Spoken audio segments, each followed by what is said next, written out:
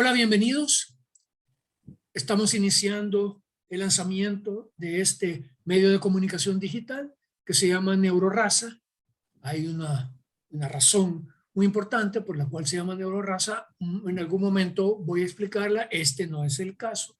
Esta es nuestra primera presentación como medio de comunicación digital, Digital Television, se llama NeuroRaza.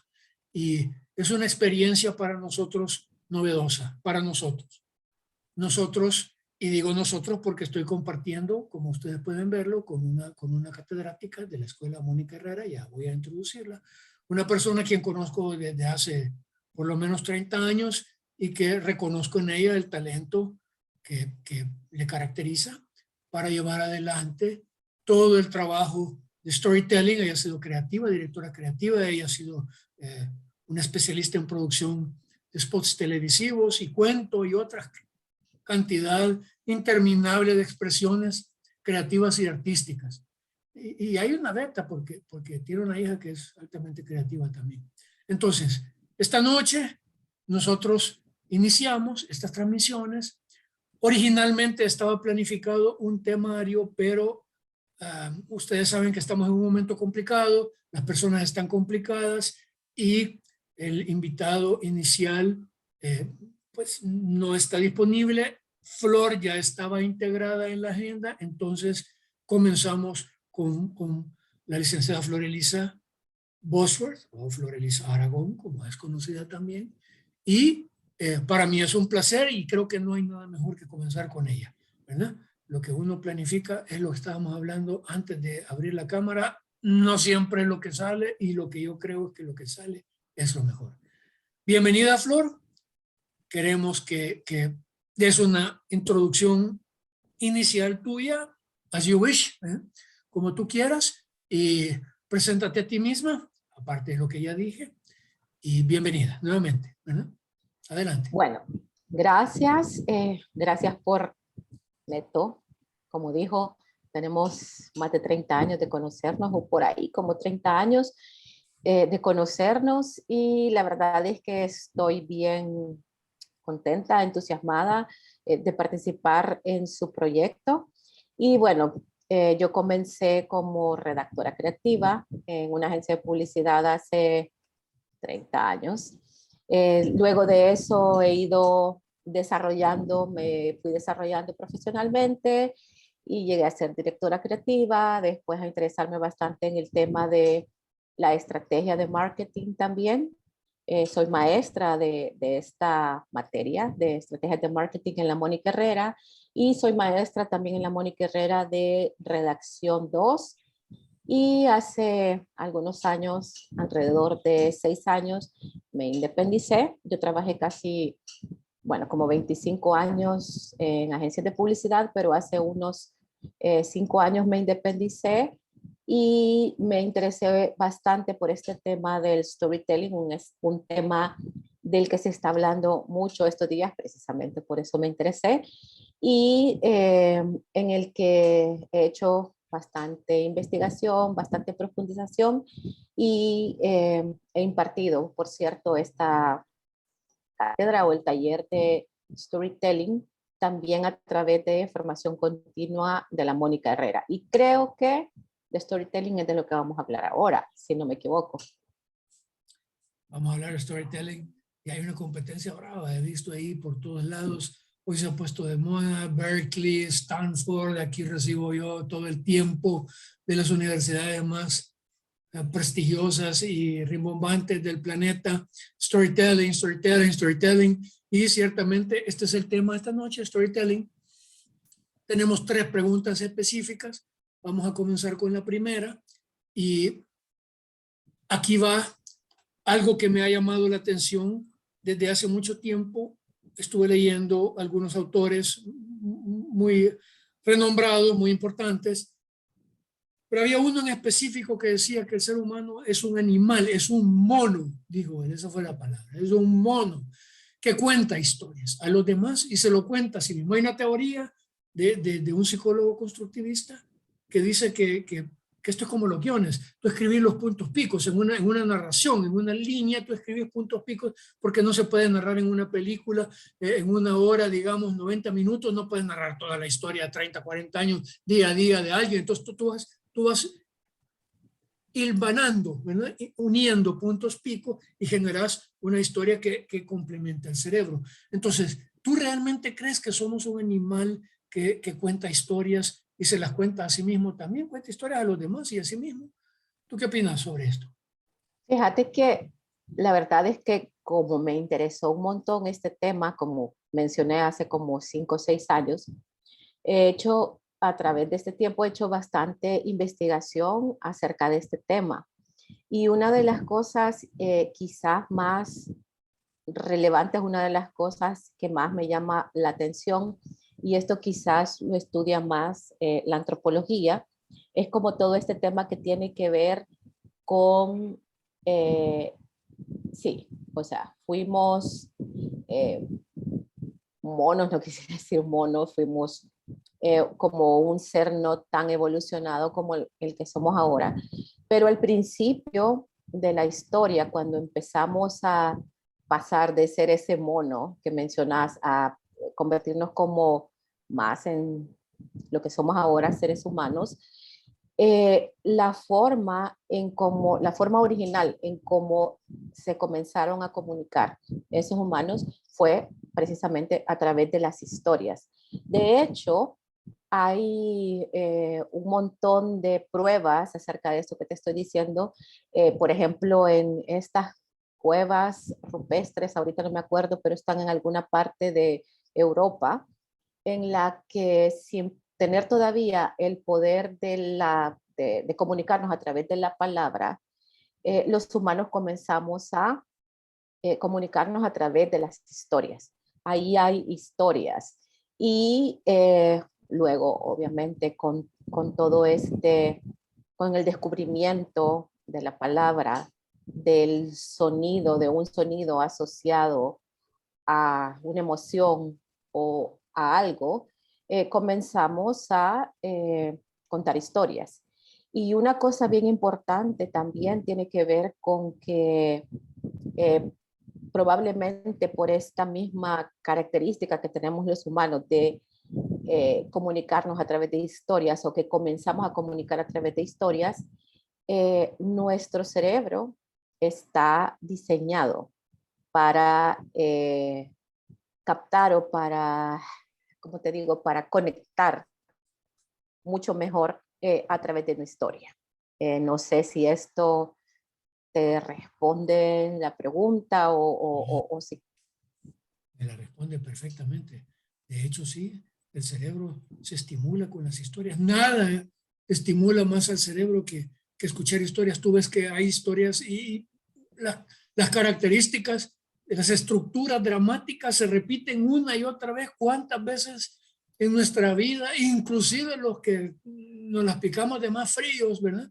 Hemos visto historias de amor que nos han impactado. Historias de amor de todo tipo. La pasión de Cristo es una historia de amor profunda y yo me encontré con lágrimas en los ojos viendo la pasión de Cristo. Una cosa tremenda, te impacta. Pero no solo la historia de Cristo, hay otras historias de amor profunda, hay otras historias de guerra.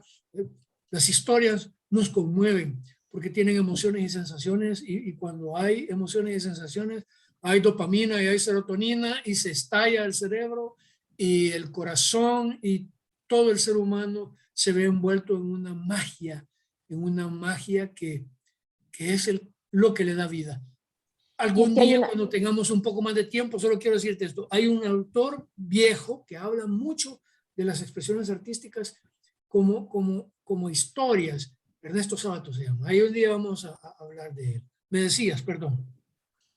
y es que hay una cosa bien interesante que, vaya, sí todo esto, o sea, nosotros como humanos, como hemos sido, o sea, mucho de lo que hemos aprendido lo hemos aprendido a través de historias. Entonces, como decía antes, el cerebro está diseñado para eso. Pero aparte de eso, en todas estas investigaciones que hicimos, también resultó que cuando el cerebro está expuesto a simples datos, por ejemplo. Se encienden dos regiones del cerebro que son las que tienen que ver con las palabras y con los datos y eso. Pero cuando nuestro cerebro está expuesto a historias, prácticamente se enciende todo, como que si fuera un árbol de Navidad, y resulta que nosotros, o sea, yo estoy expuesta a una historia, mi cerebro no percibe la historia como historia, sino que mi cerebro lo percibe como que si yo lo estoy viviendo. Entonces, por eso es lo importante, lo que vos estabas mencionando, las emociones, eh, por qué lloramos, por qué nos enojamos, por qué sentimos lo que están sintiendo esos personajes, es precisamente por eso y por algo bien importante que se llama empatía. Nosotros nos empatizamos con los personajes de la historia. Neuronas de espejo, vamos a hablar de las neuronas de espejo algún día. Aquí una pregunta directa que tiene que ver con tu campo y que pues le interesa a la mayoría de la gente porque storytelling está hoy en la boca de muchas personas, pero realmente no saben cómo conectarlas con las marcas. A veces es difícil llegar a los gerentes generales que están acostumbrados a ver planas matemáticas, ¿verdad? Finanzas y todo lo que tiene que ver con gestión financiera, con gestión de personal, recursos humanos, pero en el término clásico y mecánico, ¿cómo conectamos? ¿Cómo pueden las marcas verse fortalecidas con un buen storytelling? Esto sí es importante para nosotros porque este es nuestro tema, digamos, un poco medular, ¿verdad? Sí, fíjate que precisamente he estado trabajando en este tema todo este tiempo.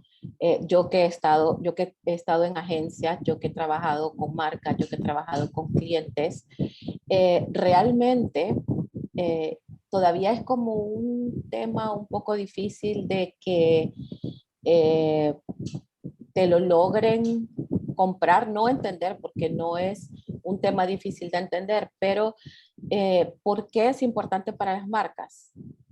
Porque a través de una historia, con todo esto que ya hablamos antes de las emociones y de la empatía y todo eso, una historia, una marca que cuenta historias, logra conexiones más importantes con sus audiencias. Y esto es científico y yo podría decir que hasta es ley, que algo que vos querés decir acerca de tu marca, la gente lo capta más rápido, lo entiende más rápido y es mucho más memorable, por lo tanto recordable a través de una historia. Por eso, esa es la importancia para el marketing del storytelling.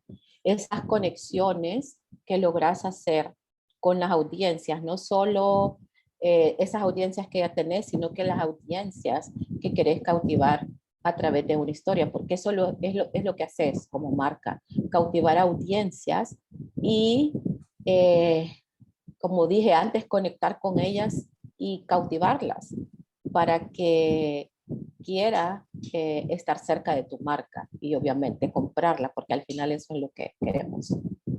Fíjate que creo que la palabra, a pesar de que hoy están hablando de que no hay fidelización, pero yo no creo eso, fíjate. Tú eres fiel a lo que quieres, tú eres fiel a lo que quieres, tú eres fiel con lo que estás comprometido y no hay forma que te puedan sacar de ese esquema si tú realmente estás comprometido. Cuando te comprometes con una marca, eres fiel.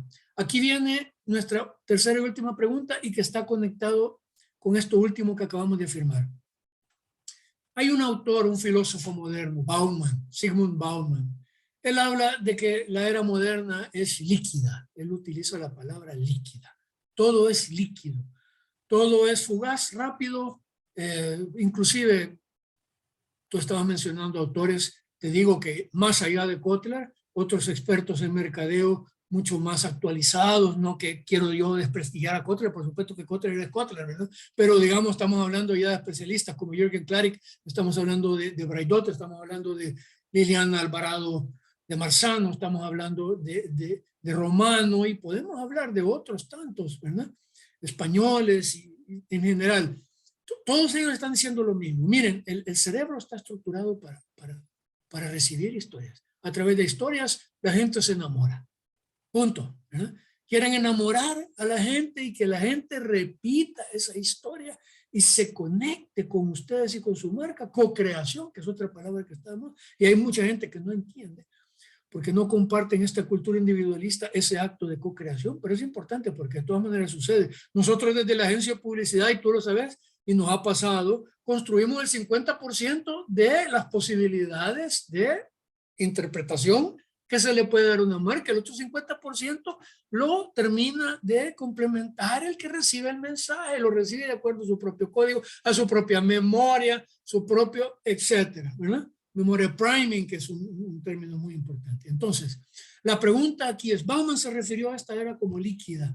Todo cambia, todo fluye a una velocidad increíble. ¿Deben las historias de nuestras marcas cambiar constantemente o el desafío es encontrar un hilo constructor y partir de ahí para elaborar storytelling? Es decir, tenemos que estar revisando cada 2, 3 años nuestra historia, o sería preferible crear un hilo conductor y planificar para 5, creo que 10 años ya es profético, pero digamos para 5 años, 7 años, ir alargando esta historia, que se haga, la complementas y la enriqueces, la gente también la enriquece. ¿Qué opinas sobre este punto? Fíjate que para mí, que trabajo precisamente con este tema, aparte del storytelling de estrategias de marketing, creo que una marca, no creo, sino que estoy segura que una marca grande, una marca que quiere realmente impactar, debería tener digamos, el núcleo de una historia definida, una historia universal definida, y que con esa, con esa historia, perdón, ir desarrollando como diferentes, lo que se llama, quiero mencionar otro autor, Carlos Scolari, con quien tuve la oportunidad de estar en un taller con él. Carlos Scolari es un autor argentino radicado en España, que es especialista en el tema de transmedia, que tiene que ver mucho con las narrativas que se están creando en este momento, porque, y es súper chivo que menciones este tema de Bauman, del mundo, de este mundo líquido, que lo ha llevado no solo a la sociología, a la filosofía, sino que también habló por ahí del amor líquido en algún momento.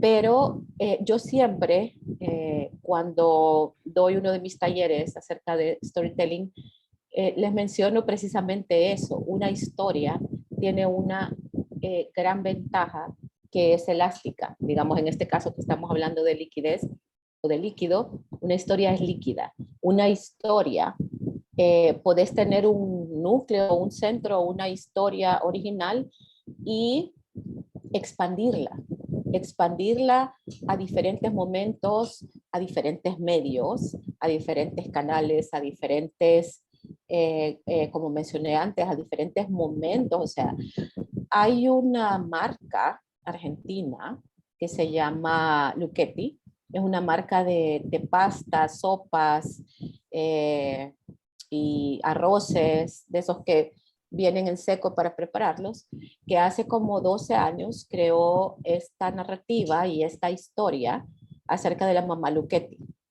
Hace 12 años ellos crearon esta historia, y todavía hoy, en este momento, 12 años después, ellos siguen trabajando alrededor de esta mamá Lucchetti. La mamá Lucchetti tiene una página en Facebook, tiene su cuenta en Instagram, tiene un sitio web, en YouTube están todos los videos. Ahorita en este momento creo que hay alrededor de 200 o 300 videos de la mamá Lucchetti. Es una caricatura, y este es como un súper ejemplo de este tema de lo líquido o lo elástico, que puede ser cuando vos definís una historia. Bueno, vamos a tener esta historia de la mamá Lucchetti. Es una ama de casa, pero esta ama de casa está consciente de que no es una mamá perfecta, no tiene unos hijos perfectos, y esa es la historia núcleo, digamos. Y a través de 12 años han construido alrededor de esa historia. Entonces, sí estoy convencida que una marca debe definir como una narrativa origen, llamémosle así, y que a través de los años pueden ir evolucionando esa narrativa, pero que puede continuar siendo en su origen la original. Y entonces aquí volvemos otra vez al tema que les mencioné antes del transmedia, puedes expandir esa historia a ser contada, híjole, igual como siempre les digo, ahora no tenemos límites de medios ni de plataformas. Una camiseta puede ser un medio, un lápiz, un cuaderno. Entonces, sí, creo que la historia puede tener cierta forma líquida para irse expandiendo hacia otros contextos y hacia otros medios y plataformas. Me gustó más la palabra elástico. Siento que, según Bauman, cuando habla de líquido, no conozco a la generación. Tengo hijos de 22 años, tengo una hija de 22 años y una de 33, y son diferentes. Siento que la de 22 sí a ella le cala más la palabra líquido, pero yo preferiría la historia como tú la llamaste, elástica. Es una palabra que no solo viene de la economía, sino que elástico es algo que no se te deshace en las manos, líquido se te deshace en las manos, se te desaparece, se esfuma. Tengo un amor desde hace alrededor de 30 años, que es mi esposa, y no la veo como líquida. Es decir, por supuesto que es como malo, que como este personaje que tú acabas de decir, es difícil porque hay momentos y no es perfecta, yo tampoco, y la historia en la familia no ha sido perfecta, pero no siento, es decir, en mi generación creo que la palabra líquido, porque venimos de lo mecánico, de lo duro, de lo sólido, cuando se hablaba de sólido, un matrimonio sólido, un amor sólido, una empresa sólida, una marca sólida, sólidas marcas sólidas. Hoy no, hoy tienen que ser elásticas, hoy tienen que ser, digamos, con una capacidad de transformarse que valga la pena y que sea brillante, interesante. Heineken es una marca fresca que cambia su historia y tiene un núcleo, un hilo conductor, tú ves, Absolut también, y Coca-Cola, por supuesto, que es el rey de cómo contar esa historia y cómo le ha venido desde aquellos jingles que teníamos, ¿te acuerdas? En los 80. Coca-Cola es así, ¿verdad? Por ejemplo. Pero ha sido, desde ahorita te digo, una plática muy interesante, Flor. Te agradezco muchísimo por tu tiempo. Creo que ha quedado, digamos, el tema para que tengamos una segunda cita y podamos nosotros aprovechar esta experiencia que tú tienes en storytelling y que me parece que podés trasladarle a las audiencias y que ellos van a escucharlo con mucho interés poco a poco, porque creo que tú y yo se lo decía a alguien, ya para terminar, no pretendo con nuestra empresa llegar a cientos de miles de millones, porque por lo menos ahorita nosotros no tendríamos la capacidad de atender a 300 clientes, tendríamos que desarrollar una operación a esa escala que es complejísimo. Yo estudié administración de empresas y administrar y organizar una empresa no es tan fácil. Entonces, organizar una operación a esa escala es difícil. Nosotros más bien estamos, digamos, buscando conectarnos con nichos, nicho marketing, conectarnos con nichos y llegar al corazón de ellos y hacerles entender que existen estas llaves que tienen magia. Voy a repetir esa palabra y la subrayo, magia, porque la magia lo reviste de un poder que toca el corazón, toca la fibra y te vuelve leal, te vuelve fiel, te enamora y te une, te vincula a marcas de por vida, ¿verdad? Entonces, te agradezco mucho, Flor, y estamos para una segunda cita, yo te haría saber, pero creo que hemos tenido una entrevista breve, importante y que has dejado muy claro el tema. ¿Alguna cosa antes que nos vayamos que quisieras agregar?